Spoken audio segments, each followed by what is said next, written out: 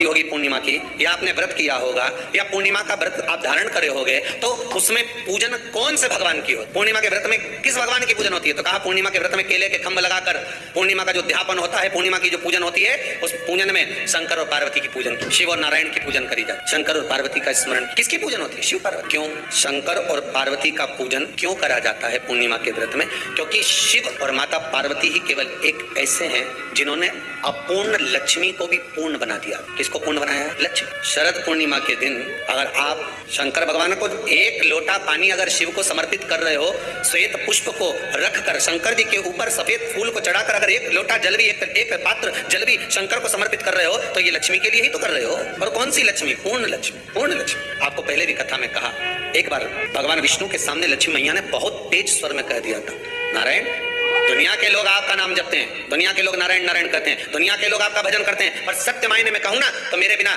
दुनिया के लोगों की नहीं चल सकती, मेरे बिना दुनिया नहीं चल सकती, संसार मेरे बिना नहीं चल सकता। भगवान विष्णु ने कहा ये तो गलत है लक्ष्मी आपका कहना। एक दिन लक्ष्मी को अहंकार आ गया, अहंकार के संबोधन जब माता लक्ष्मी करने लगी तो भगवान उसी समय पर भगवान विष्णु को क्रोध आ गया और भगवान विष्णु ने कह दिया, लक्ष्मी तो इतनी बड़ी बड़ी बात कहती है कि तेरे बिना नहीं रह सकती संसार? मैं तुझे कहता हूँ लक्ष्मी तू अपूर्ण है, तू अपूर्ण है, तू पूर्ण कब हो गई? तेरी पूर्णता कहाँ हो? लक्ष्मी की आंख से आंसू बहने लगे, आज आपने मुझे अपूर्ण, आपको मालूम है आप मुझे अपूर्ण कर रहे हो, आपको ये ज्ञात हो रहा है आप मुझे अपूर्ण कर रहे हो? भगवान कहते हैं हाँ लक्ष्मी मैंने तुझे अपूर्ण कहा। अपूर्णता का मतलब आप जानते हो ना?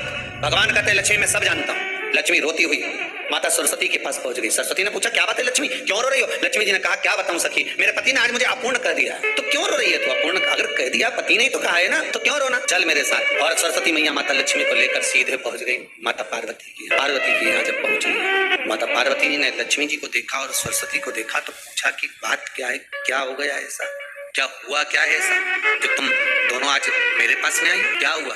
पार्वती जी कुछ बोलती, शिव जी का ध्यान माता सरस्वती की ओर और लक्ष्मी की ओर गया और भगवान शंकर जान गए कि आज भगवान नारायण ने लक्ष्मी जी को अपूर्ण कहा है। अब देखिए माता पार्वती क्या कर, इसको पूर्ण बनाने के लिए करेगी क्या? क्या हुआ? माता सरस्वती जी बोली लक्ष्मी को अपूर्ण कर दिया। अपूर्ण कर दिया? हाँ तो क्या सोचना उसके लिए, इसको मैं अभी पूर्ण बना देती हूँ। माता जगत जननी पार्वती ने गोदी में विराजमान गणेश जी को उठाया और उठाकर लक्ष्मी जी की गोद में दे दिया। ले लक्ष्मी आज से तू पूर्ण हो गई, लक्ष्मी आज से तो पूर्ण। गोदी में जब तक संतान नहीं है तो नारी को लोग अपूर्ण समझ। माता पार्वती जी ने संपूर्ण ब्रह्मांड में एक सिद्धता प्रदान कर दी कि अपने गोदी के लाल को, अपने गोदी के पुत्र को माता ने लक्ष्मी की गोद में देकर लक्ष्मी को पूर्ण बना। वो दिन कौन सा? यही शरद पूर्णिमा का दिन था। कौन सा दिन? यही शरद पूर्णिमा का दिन था। शरद पूर्णिमा का दिन लक्ष्मी को पूर्ण करने